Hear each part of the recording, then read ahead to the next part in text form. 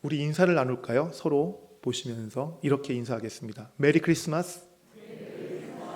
네, 메리 크리스마스. 메리 크리스마스. 네, 메리 크리스마스. 예, 미국의 어떤 동네는 메리 크리스마스로 얘기를 못한다 하죠.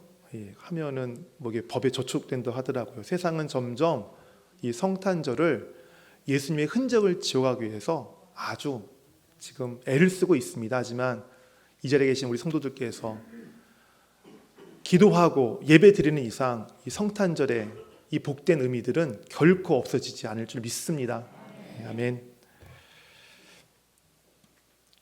추천서라는 것을 들어보셨습니까? 아마 우리 어르신들, 우리 어른들 아마 추천서는 아마 잘 알고 계실 겁니다. 어떤 사람이 상급학교에 진학하거나 또 직장에 가게 될 때 이 추천서라는 것을 가지고 가지요. 그 추천서가 뭡니까? 이 사람은 공부할 능력이 되는 사람입니다. 이 사람은 회사에서 일할 실력이 되는 사람입니다. 라는 것을 긍정적으로 뭐라고 그러나요? 보증해주는 글을 추천서라고 그러죠.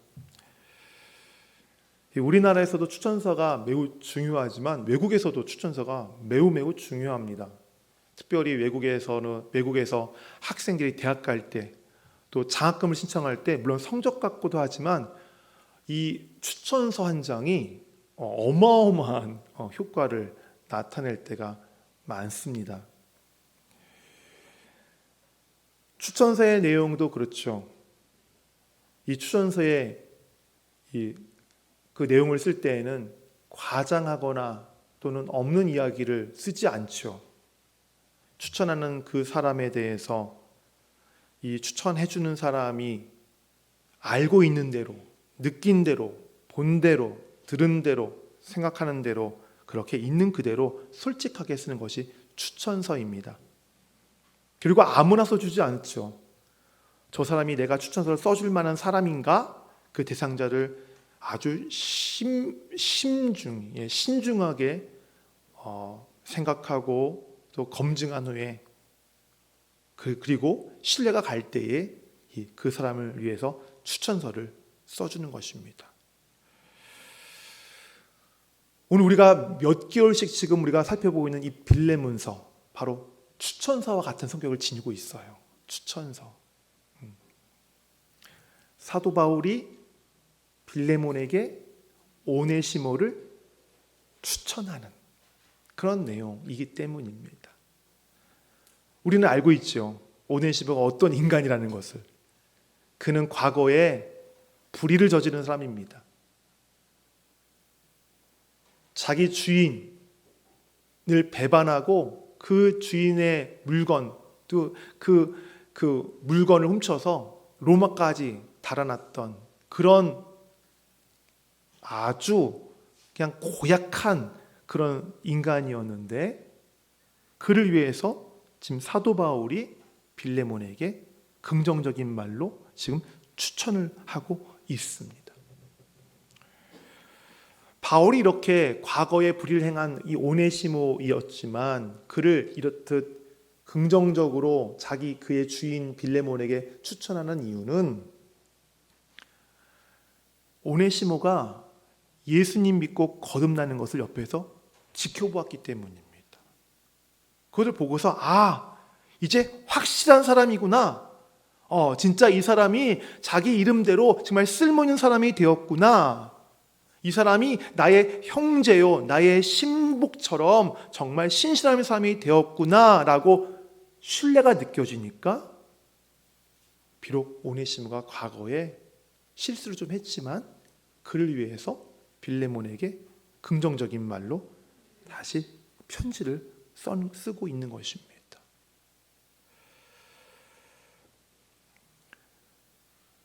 바울은 오네시모에 대해서 이렇게 말하죠. 오네시모는 이름값 사는 사람이다. 오네시모는 나의 신복이다. 나의 심장이다. 우리의 형제다. 그런 말을 합니다. 바로 이 사도 바울의 이 말을 통해서 사도 바울이 얼마나 오네시모를 신뢰하고 있는지를 우리는 느낄 수 있습니다. 오네시모를 신뢰하는 사도 바울의 이 마음, 어디서 비롯된 마음일까요? 오네시모를 사랑하는 마음에서. 그냥 보통 사랑이 아니라 깊이 진실되게 사랑하는 마음에서 나온 것이 바로 오네시모에 대한 무한한 신뢰의 이 모습들이에요. 오늘 본문에도 역시 사도 바울이 오네시모를 얼마나 깊이 사랑하는지 그 사랑의 표현이 지금 18절과 19절에 기록이 되어 있습니다. 자, 18절을 볼까요? 우리 같이 읽겠습니다.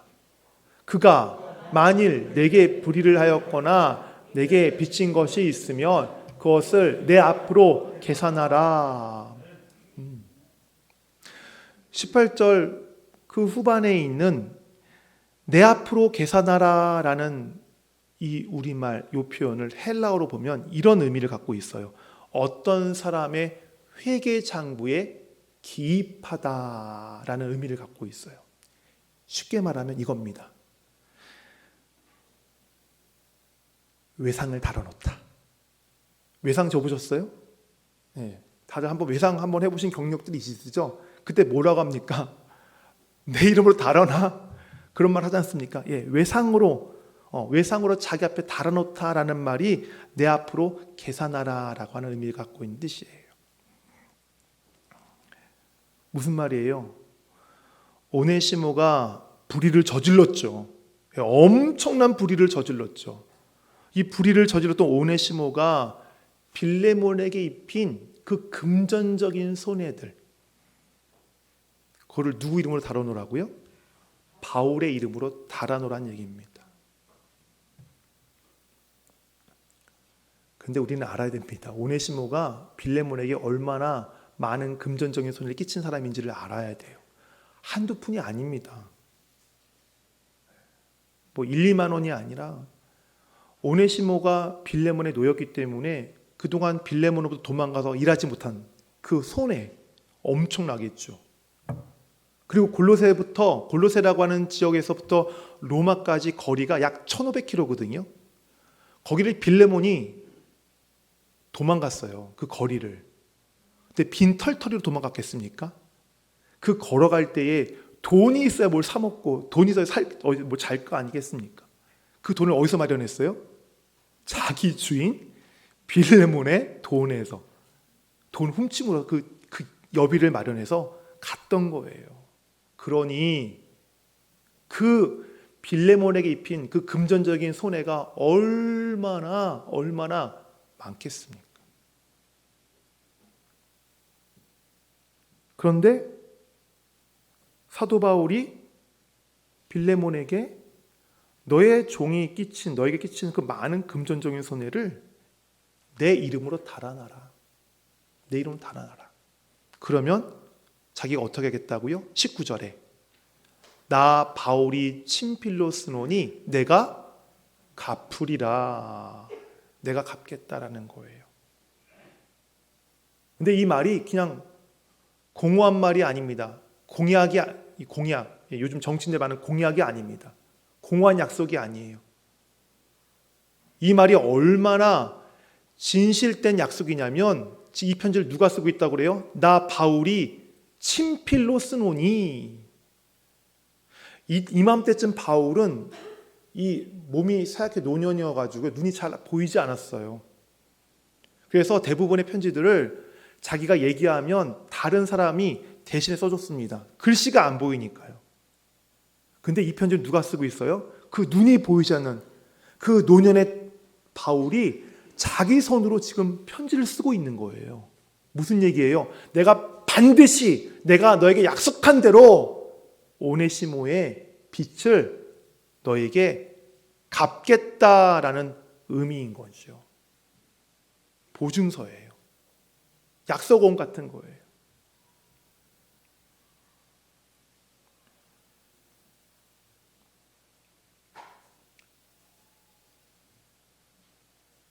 우리는 여기서 한 가지 눈여겨볼 것이 하나 있어요. 그것은 어째서 사도 바울이 오네시모가 빌레몬에게 진 빚에 대해서 이렇듯 나서서 해결해 주려고 하느냐 하는 것입니다. 물론 우리는 알죠. 그가 오네시모를 사랑한다는 거 알고 있죠. 근데 물론 사랑하는 거 알지만 오네시모의 그 빚은 엄밀히 말해서 오네시모가 갚아야 될 빚들이거든요. 오네시모가 책임져야 될 그 채무예요. 그런데 사도 바울이 나서서 오네시모를 대신해서 그 빚을 빌레몬에게 갚아주겠다고 약속하고 있어요. 왜요? 오네시모가 그 빚을 갚을 능력이 없기 때문에 그런 거예요.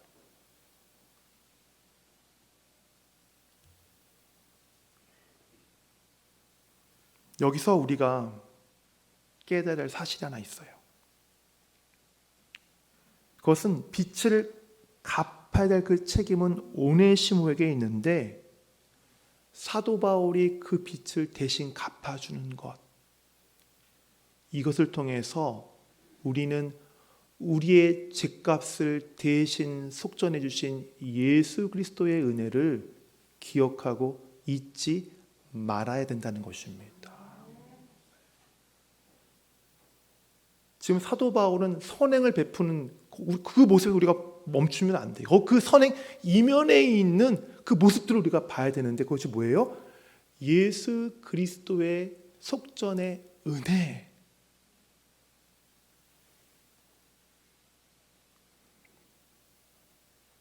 우리는, 저와 여러분은 자신이 행한 불의한 행동 때문에, 행위 때문에 지금 엄청난 지금 그 빚을 지고서 그것을 한 푼도 감당할 수 없는, 갚을 수 없는 오네시모와 같은 자들이었음을 알고 계십니까?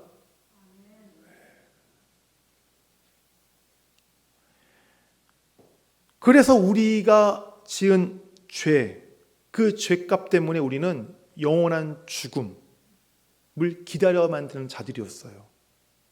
그 영원한 죽음을 어떻게 기다려요? 사단의 종으로서, 사단의 종으로 있으면서 그 영원한 죽음을 그냥 마지막 심판을 기다려야 되는 그런 존재였어요. 그런 존재였어요. 하지만 예수 그리스도께서 우리의 죄값을 대신 갚아주심으로 말미암아 그것을 속전 또는 속량 또 대속이라고 우리가 얘기하죠. 그로 말미암아 우리가 죽음과 사단의 종의 그 자리에서 벗어날 수 있었고 자유를 누리게 되었고 그리고 구원의 자리에 이르게 되었어요. 바울이 자신과 피 한 방울 섞이지 않은 오네시모에게, 자기와 민족이 다른 이방인 오네시모에게 그를 자기 심장으로 부르며 자기 형제로 부르며 빌레몬에게 말하기를 오네시모가 빚진 것이 있으면 내가 내 앞으로 계산해라, 내가 갚겠다라고 말했던 그 이유, 그 사랑의 기원, 사랑의 시작, 바로 예수님의 이러한 은혜를 그가 기억하고 잊지 않았기 때문입니다. 그리고 자신이 받은 그 하나님의 그 은혜, 속전의 은혜, 그 은혜를 너무 커서 그것을 자기가 온전히 다 표현할 수 없지만 그 어마어마한 은혜의 가장자리만이라도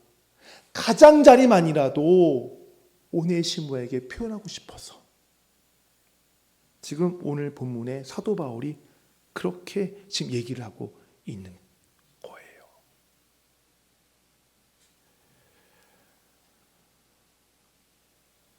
우리가 주님께 도저히 갚을 수 없는 큰 속전을 빚었다는 것을 저와 여러분이 안다면 바로 바울처럼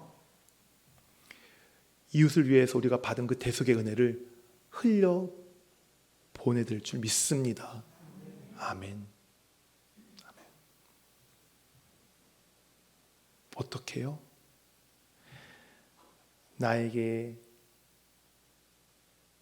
잘못한 사람들,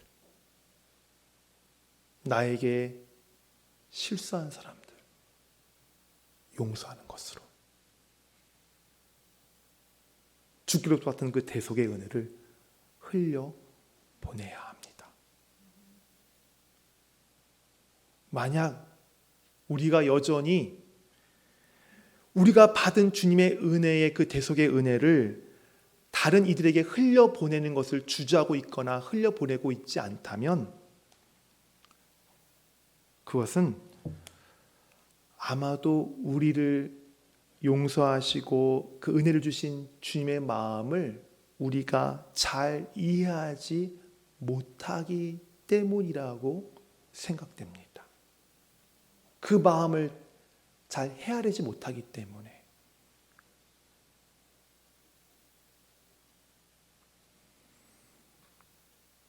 예수님께서 제자들에게 한 임금과 그 임금에게 1만 달란트 빚진 자에 대한 이야기를 제자들에게 하셨어요. 한 임금이 종들과 이제 결산을 할 때에 자기에게 무려 1만 달란트 빚진 자가 있다는 걸 알고 그 빚진 자를 끌어내라 합니다. 임금은 그 종이 자기의 빚을 그 빚을 갚을 능력이 없는 걸 알고 그 종에게 얘기하죠. 네 몸도 팔고 네 아내도 팔고 네 자식들도 팔고 네 모든 소유를 다 팔아서 그 빚을 갚아라.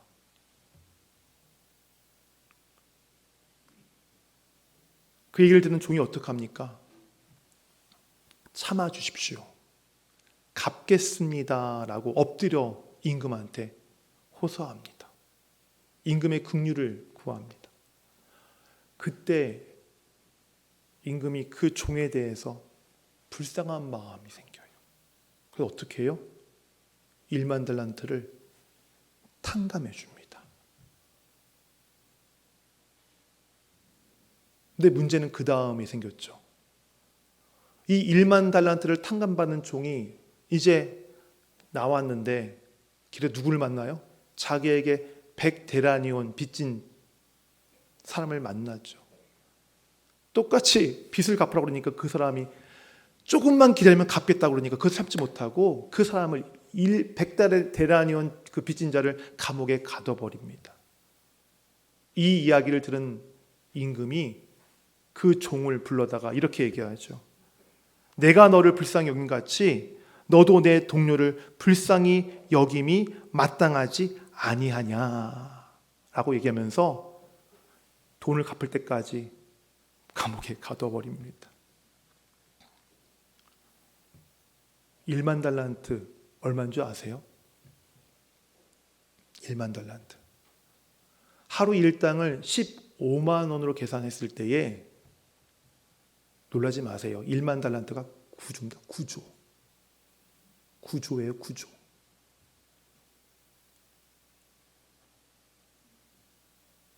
뭐 돈 1,000만 원이 아닙니다. 9조예요. 9조. 그 9조나 되는 그 어마어마한 빚을 탕감받는 종이 자기에게 겨우 1,500만 원 빚진 자를 용서하지 못하고 감옥에 가둬버렸어요. 그 돈 갚으라고. 물론 그 1,500만 원이 그 종의 전 재산이었을 수 있어요. 그리고 믿고 빌려줬는데 그것을 갚지 않으니까 사람에 대해 실망해서 그럴 수도 있어요. 어렵다고 빌려줬는데 그 돈을 가지고 흥청망청 쓰는 것을 보면서 마음이 상해했었을 수도 있어요. 하지만 이 종은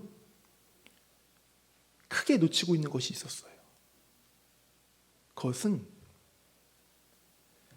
자기의 빚을 탕감해준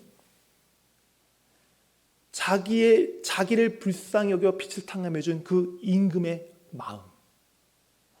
그 임금이 자기를 불쌍히 여기는 그 마음을 이 종은 헤아리지 못했던 거예요. 이해하지 못했던 거예요.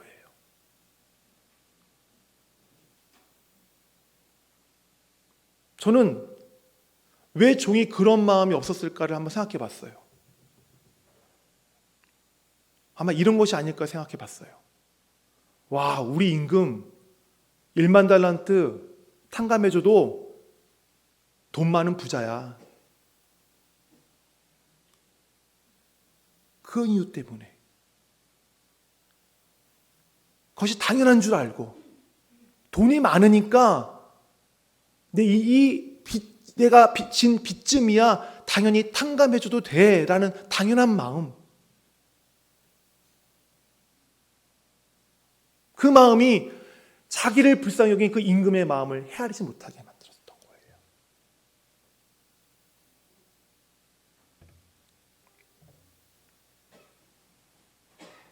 이 종이 비록 그 1,500만 원 되는 그 100데나리온이 자기의 전 재산이었고 그 사람 때문에 실망을 했고 그것을 빌려준 사람이 흥청망청 썼기 때문에 그것이 너무너무 마음이 불편해서 그랬다 할지라도 임금으로부터 자신이 불쌍히 여김을 받았다는 사실, 그리고 그 임금이 자기를 불쌍히 여겼을 때 그 마음, 그 임금의 그 마음을 이해할 수 있었다면, 헤아렸다면 아마 그 종도 자기에게 빚진 자를 용서하지 않았을까요?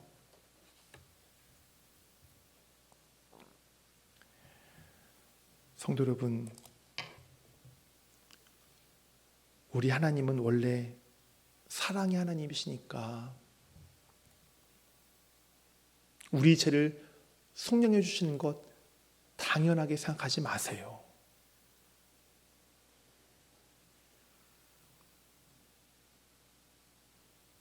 그 생각 이전에 하나님이 우리를 불쌍히 여기시는 그 마음을 한번 헤아려 보시기를 바랍니다. 헤아려 보세요. 그 죄를 짓고 있는 나를 불쌍히 여기시는 하나님의 그 마음을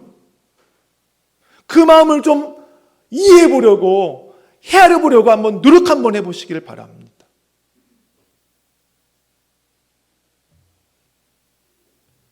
그래서 우리의 죄값에 대한 예수 그리스도의 그 성령의 은혜를 더 깊이, 더 많이, 더 넓게 깨닫는 저와 여러분 되시기를 주님의 이름으로 축원합니다.